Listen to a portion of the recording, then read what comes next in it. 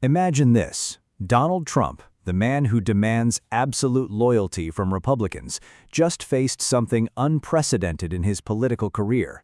For the first time since his return to power, Senate Republicans didn't just question him, they forced him to completely abandon a massive $1.8 billion government fund.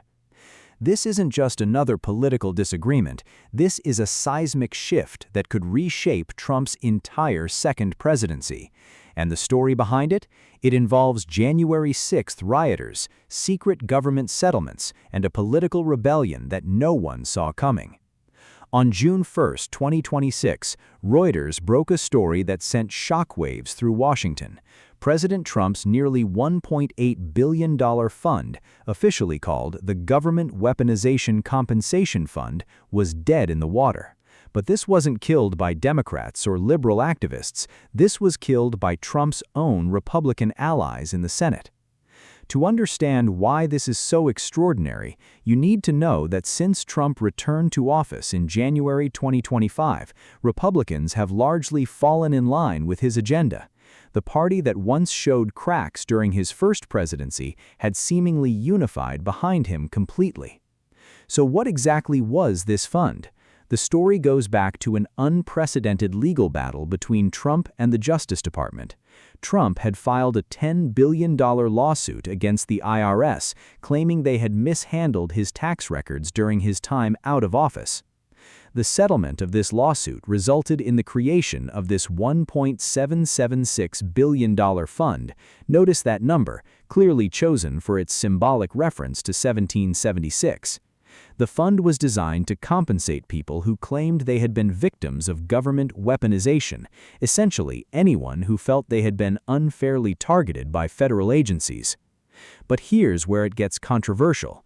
The broad language of the fund meant that potentially people who participated in the January 6th Capitol attack could receive taxpayer-funded compensation if they claimed they were being politically persecuted. The rebellion began quietly. As senators returned to Washington after Memorial Day weekend, something was different. Instead of the usual loyalty to Trump, there was anger. Senate Majority Leader John Thune didn't mince words. He told the White House the fund had to die.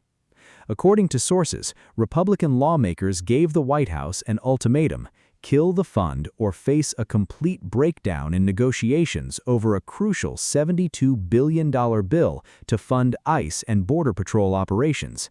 This wasn't just political theater, this was hardball politics at the highest level.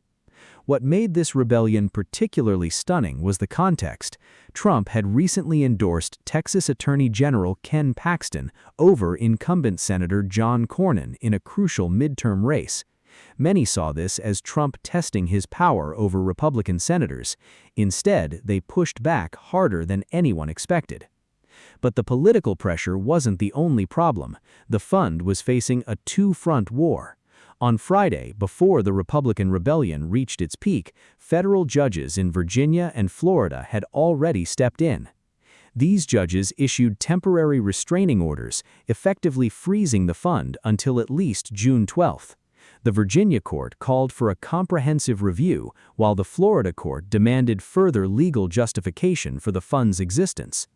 The Justice Department's response was telling. While they said they disagree strongly with the court decisions, they committed to following the law. But notice what they didn't say. They didn't commit to abandoning the fund permanently. At the center of this controversy is Acting Attorney General Todd Blanche. Since taking over in April 2025, Blanche has been aggressively pursuing Trump's agenda. He's secured criminal charges against former FBI Director James Comey, ramped up investigations into former CIA Director John Brennan, and even removed press releases about January 6th prosecutions from the DOJ website. But this fund controversy might be Blanche's biggest test yet. In a tense meeting with Senate Republicans, lawmakers reportedly yelled at him over the political optics of the fund. One White House source said he did not come back with any answers. This matters because Blanche is auditioning for the permanent Attorney General position.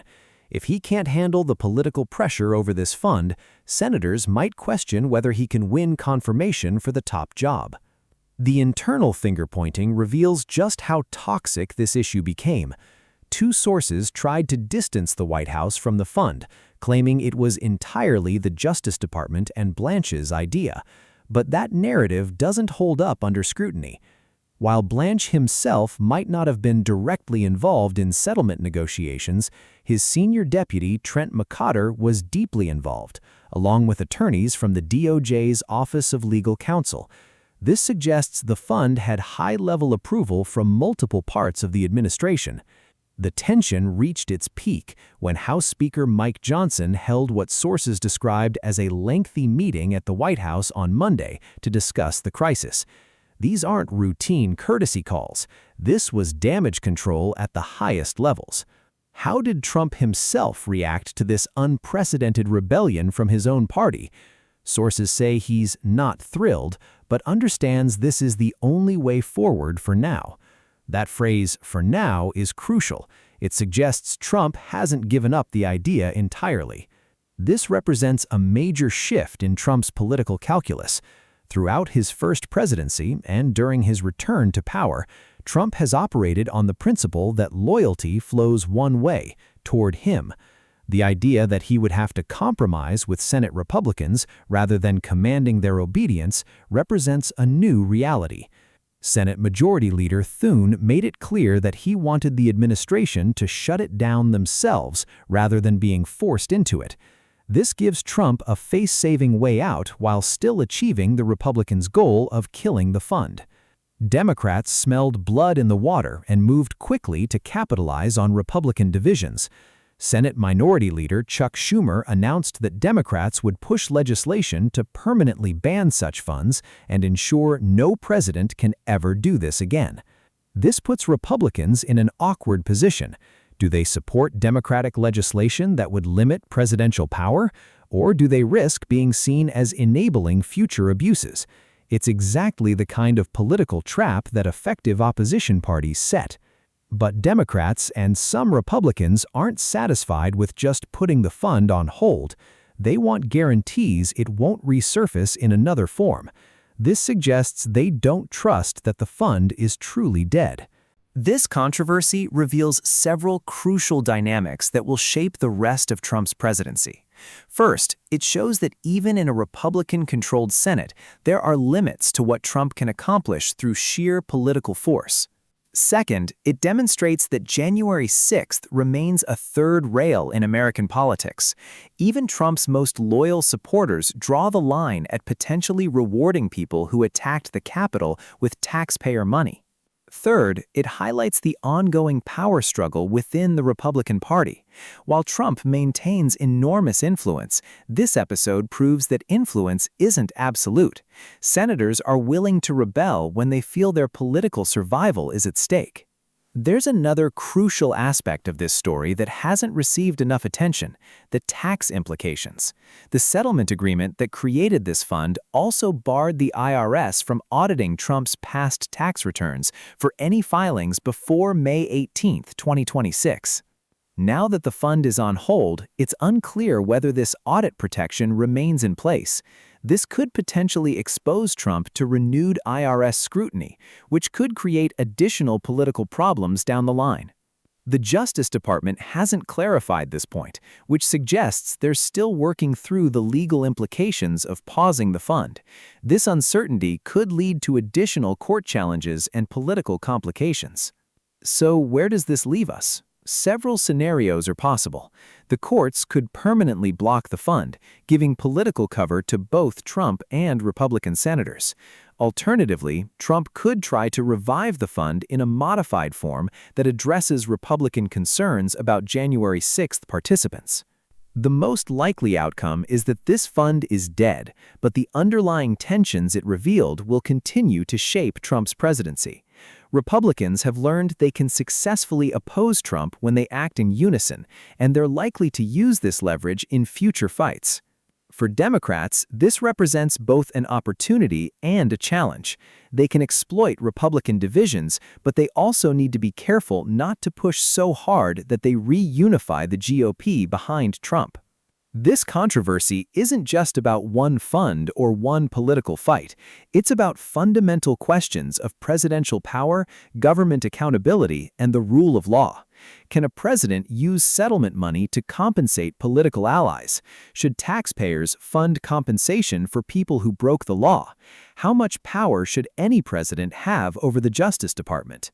These are the questions that will define not just Trump's presidency, but the broader health of American democracy. The fact that Republican senators were willing to stand up and say this goes too far suggests that constitutional guardrails, while strained, are still functioning. In an era of extreme political polarization, seeing senators put constitutional principles above party loyalty, even briefly, offers some hope that the system can still self-correct when it goes too far off course. The death of Trump's $1.8 billion Weaponization Fund represents more than just another Washington political fight.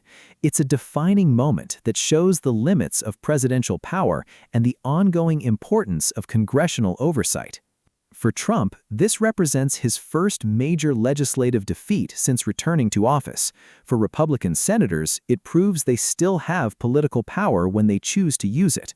For American democracy, it demonstrates that even in our polarized era, some lines still cannot be crossed.